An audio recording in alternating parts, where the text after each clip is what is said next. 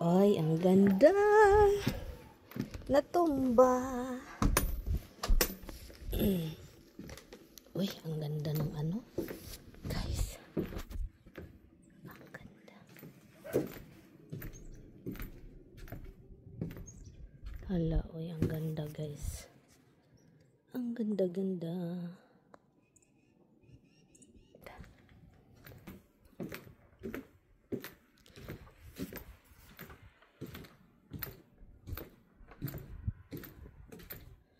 Tignan niya guys, ang ganda. Uy, grabe ang ganda.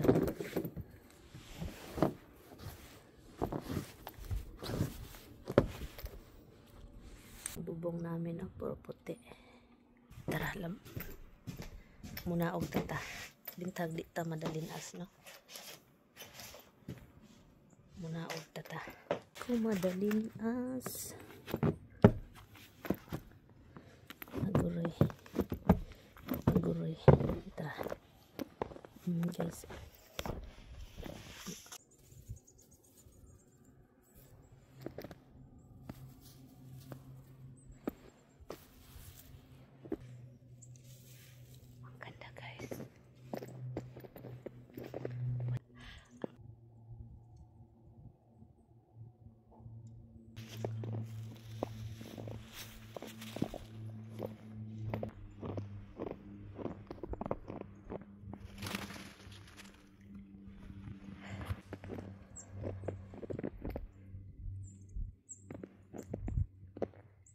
Ang ganda oh. Re. Bakit parang may pumapaak ng buhay? Sana ay snow. Grabe. Tingnan niyo dito.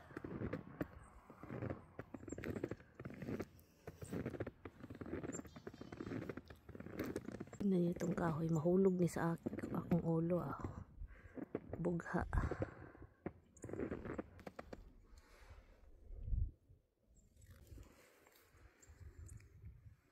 Ang ganda ng bahay pag may snow.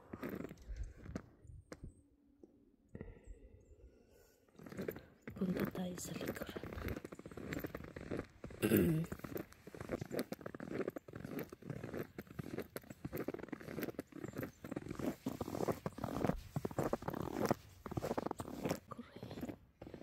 Ang ganda ng kalibutan.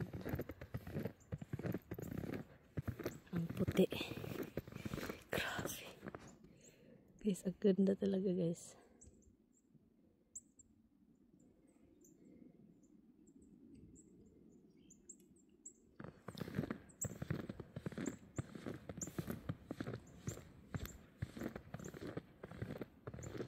Grabe.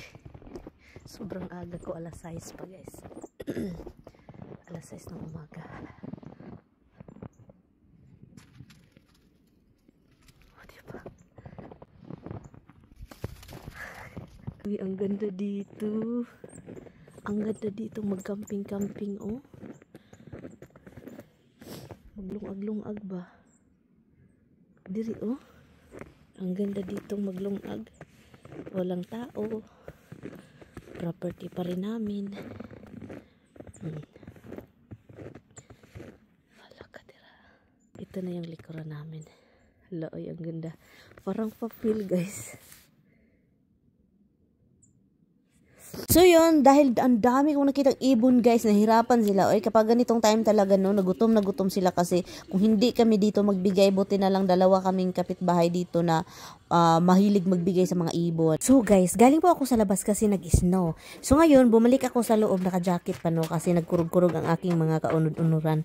So ngayon, sabi ko kay Mister, Han, magluto ako Han, pero kailangan mong kainin ha kung ano yung lulutuin ko.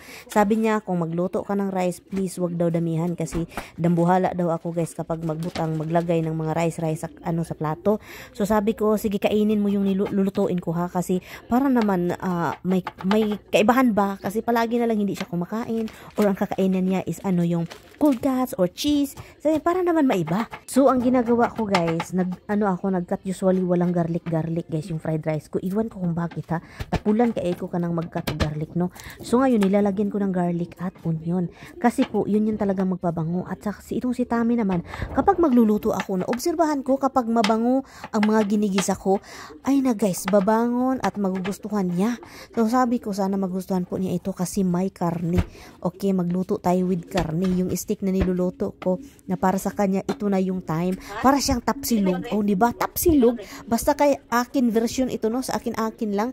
So itong ating kanin, itong ipa-fried natin, ito din kanin ko, may pagka-sticky din no, kasi nilagyan natin ng vinegar. Every time na magluto kayo ng rice guys, and then kung ayaw nyo ng sticky, wag nyo lagyan ng vinegar. Pero ang vinegar talaga, na-notice ko ang tagal masira ng kanin guys. At saka sticky siya, masarap-sarap din. So naisip ko dito guys, nagluluto ako ng sobrang aga kasi nga sobrang aga namin bumangon. So sabi ko, kakaiba ito para kay Mister. Dapat naghagok-hagok pa yan no, nag-snore pa yun dyan, nagtulog-tulog na.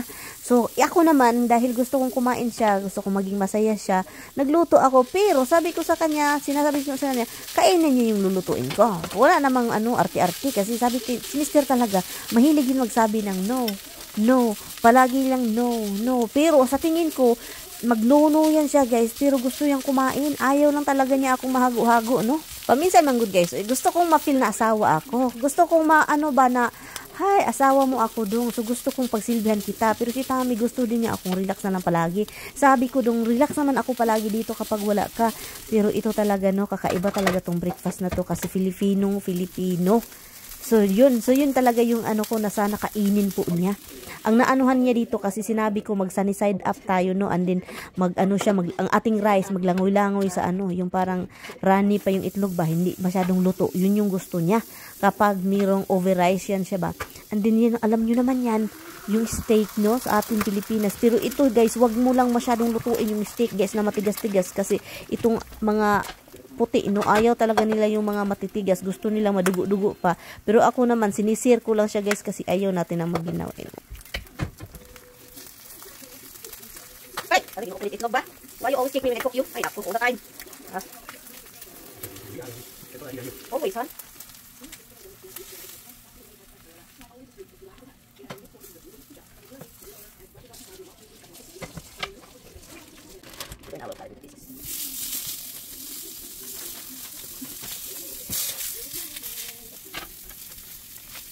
Sabi ko na nga sa inyo, mag-start kanya akong magluto and then mabango-bango. Itong si Mister, kahit gustong matulog, ayaw matulog. So ngayon, dahil busy ako dito, tinulugan ako guys.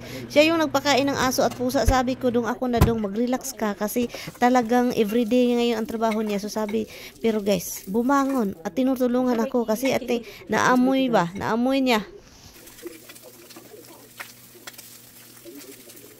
Ang dami-dami po sa inyo nagsasabi, bakit hindi kami magkatabi ni Mister kumakain? Guys, hindi po dapat magtabi, dapat magharap, okay? Hindi po maliit po yung table namin, malaki nga yung table namin, kami lang dalawa. At dalawa pang table namin, no? May counter pa kami. So kaya yun, ganyan po, bawal po siyang ipakita. Pero paminsan ipakita ko sa inyo, very quick lang, no? Kasi bawal. Guys, pag alis ni Mister, ito na yung nangyari. Grabe yung hangin at snow bumalik. No, pero yung hangin talaga isa nakakatakot, lalo na kapag mag-drive ka. At yun, itong Roxy talaga at si Misty guys, hindi ko na talaga alam ang gusto nilang lumabas. Mag-iyak-iyak man yan sila, hindi palabasin. Oy, iwan ko na lang itong Snow, gustong-gusto nila. Si Misty hindi masyado, pero si Roxy talaga, grabe. At guys, natarantas, hindi mirian, nagmamadali taon, oy, og lagay sa mga cushion, oy, kala baka lilipa rin ng hangin. So sabi ko, ilagay ko na kayo doon kasi hindi naman kayo magagamit. Ilagay natin basement guys. Ganyan kapag winter, manghipo sa mga pang summer na mga gamit sa labas. Pa talaga ako guys. Kanina pa ako dito naka-jacket and so wala kakaalis ni Mister. That was like an hour ago. So ang mirian, ang dami pa na meron pa pala akong hugasan. Oh my goodness. Ito yung mangyari kapag meron kang mga pinapanood sa TikTok. Walay ayo. Daghan man day kong buhaton, guys. Uy! Daghan man day kong buhaton. Tika muna, bi, maghubad ako. So yun, kakaalis ni Mister at grabe yung snow. Nakita ninyo, 'di ba? Nagwala yung hangin at saka snow. So yun guys.